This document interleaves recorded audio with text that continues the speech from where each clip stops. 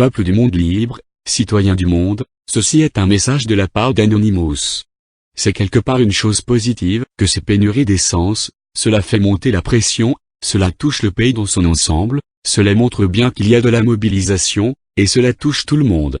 Bien sûr, il faut espérer que le phénomène grandisse et que de plus en plus de monde suive, une contestation pacifique sans armes, ni haine ni violence, quoi de mieux?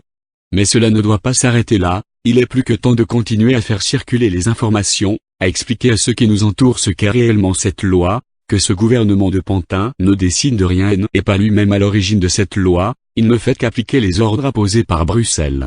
En plein mouvement social, la Commission européenne demande à la France d'être encore plus néolibérale.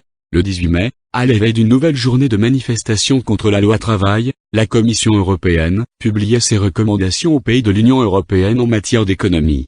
C'est ce qu'on appelle le semestre européen, un dispositif chargé depuis 2011 de surveiller les politiques économiques et budgétaires dans l'UE.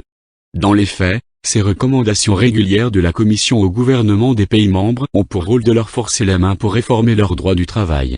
En février dernier, le semestre européen critiquait par exemple un marché du travail français jugé trop rigide, dans lequel la protection contre les licenciements serait trop élevée. Charles Sana avait bien expliqué que la pénurie d'essence allait arriver, la voici, à nous de nous adapter, de soutenir l'ensemble des personnes mobilisées, et non pas de râler.